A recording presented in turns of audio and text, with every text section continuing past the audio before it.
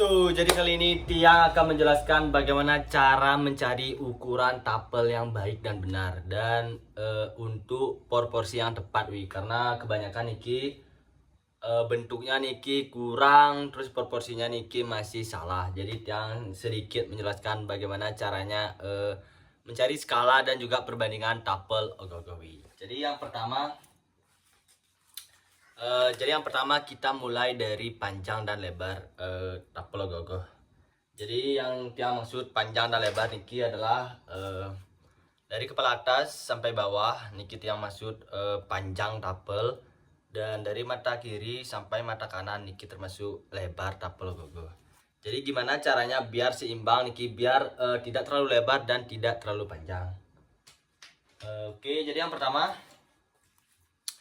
Winya niki harus tahu berapa panjang tapelnya. Jangan dulu mikirin lebarnya, jangan dulu mikirin posisi matanya, tapi cari dulu berapa maunya, berapa panjang mau tapel winya.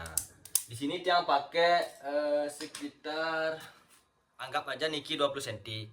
Nah, jadi niki 20 cm, jadi berapa lebarnya wi? Jadi lebarnya itu kalian bisa pakai mulai dari 15 cm, 14 cm dan juga 16 cm. Jadi sekitar itu wi. Selisihnya lagi 5 cm, 6 cm dan juga 4 cm. Itu. Jadi kalau panjangnya niki 20 cm, winya bisa pakai 15, 14 dan juga 16 cm. Kalau panjangnya niki 30, winya bisa pakai kalau 30 ya. Kalau 20 kan 15, berarti kalau 30 25, 24 sama 26. Itu wi. Nah, niki ada contohnya. Nah, niki contohnya kerangka awalnya nggih.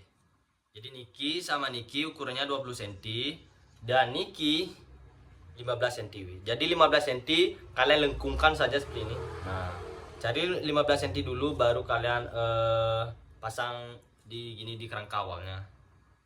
Jadi itu untuk ukuran pertama ya. Terus jika sudah jadi seperti ini, gimana caranya menentukan posisi dahi, posisi alis, hidung dan juga dagu. Karena niki juga sangat-sangat penting, karena dimana kalau ukurannya nggak pas niki, maka tapelnya kelihatan nggak bagus banget kayak nggak beraturan, nggak sesuai, nggak realistis. Jadi cara untuk menentukan dahi, alis, hidung sama dagu itu kalian bisa bagi 4. Nah, niki yang udah ada gambarnya. Nah, jadi yang pertama winya bikin dulu 1 2, cari dulu karton 1 2, terus niki panjangnya 15, panjangnya 20 cm, kalian pakai lebarnya 15. Nah, lanjut kedua untuk menentukan posisi dahi, alis, hidung dan juga dagu. Niki kalian bisa dibagi 4. Jadi ini kalian bagi 4 lagi wi. Nah, niki kan udah jadi. Niki udah jadi kerangkanya niki depan nggih. Niki 1 2 3 4. Nah. Jadi niki 1, niki dagu niki dahinya, niki 1 2, niki 3, niki 4. Nah, gitu wi. Niki biar lebih jelas. Nah, niki mana pulpennya? Jadi ini 1 wi, 1 2, terus hidungnya 3, terus dahinya 4. Intinya kalian bagi 20 cm itu bagi 4. Nah, jadi semuanya itu jaraknya 5 cm, 5 cm, 5 cm, 5 cm. Gampang banget wi. Jadi winya akan menemukan seperti ini. Ini dibagi 4. 1 2 3 4. Terus yang ketiga, proporsi mata dan telinga. Niki juga penting ya, bagaimana caranya menentukan panjang mata atau lebar mata dan juga jarak telinga dari mata. Niki juga penting. Jadi caranya itu cukup simpel ya. Jadi karena tadi sudah dibagi 4 ya, dari dahi, alis, hidung dan juga dagu. Jadi mencari jarak mata itu adalah dengan cara mencari selisih jarak garis 2 dan garis 3. Jadi kalian ukur dari alisnya sampai hidungnya berapa senti, baru kalian gini gunakan sebagai ukuran mata. Gitu. Sebenarnya niki simpel banget karena semuanya udah ada ya.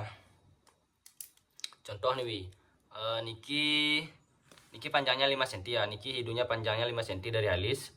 Kalian ukur aja lagi bawa ke samping sini 5 cm. Tapi ini tidak untuk bola matanya ya, karena bola matanya beda. Jadi ukuran ini. Nah, ini 5 cm. Intinya yang paling penting itu adalah panjang hidung dari alis itu sama dengan panjang mata. Nah, itu teorinya. Contoh nih, seret, nggak kelihatan. Seret, nah nih, seret. Niki segini, baru kita miringkan seret. Nah, niki sama ya ini tuh. Jadi gitu caranya Kalau udah dibagi 4 itu semuanya akan gampang Kalau udah dibagi 4, kalian tinggal bagi-bagi lagi. Dan yang terakhir ini cara untuk menentukan jarak telinganya. Jarak telinganya gimana caranya untuk mencari jarak telinganya?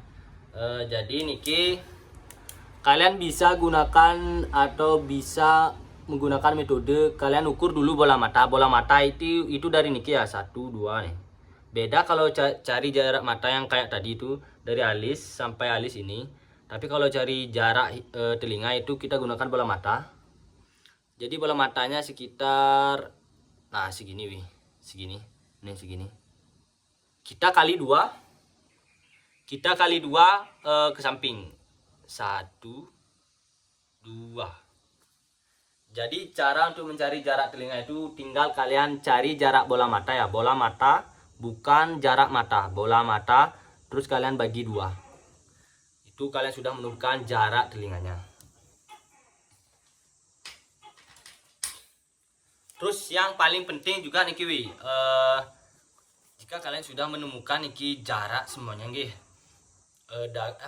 dahinya udah ketemu, alisnya udah ketemu, hidungnya udah ketemu, dan juga dagunya udah ketemu, kupingnya juga udah ketemu. Gimana caranya sekarang biar tapelnya kelihatan hidup, biar tapelnya kelihatan bagus? Itu yang paling penting adalah harus berbentuk 3 dimensi, atau yang disebut itu adalah volumenya harus bagus Cena nih madan volume, mana yang namanya volume? Volume itu ya volume tuh? Volume itu ibaratnya ruang. Jadi di mana yang harus muncul dan di mana yang harus nggak muncul. Contoh hidung. Ya hidung itu pada umumnya agak ke atas ya agak ke atas. Jadi kalau hidungnya pesek, matanya agak muncul, nah itu udah mengganggu hukum alam. Jadi nya juga harus volumenya volume tentang wajah atau anatomi wajah. Jadi biar bagus, volumenya juga harus bagus. Pipi juga harus agak besar sedikit, agak maju ke sedikit, biar matanya terlihat lebih realistis. Jadi masukkan ke dalam matanya. Sebenarnya gitu aja sih.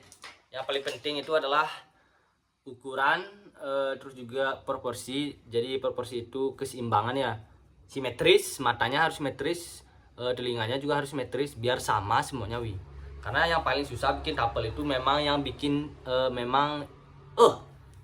yang paling susah itu bikin simetris Kiri kanan harus sama, nggak ada yang beda. Karena niki keselarasan, kesatuan, jadi nggak bisa semuanya beda-beda. Jadi kalau kupingnya di kiri seperti ini, kanan juga harus seperti ini.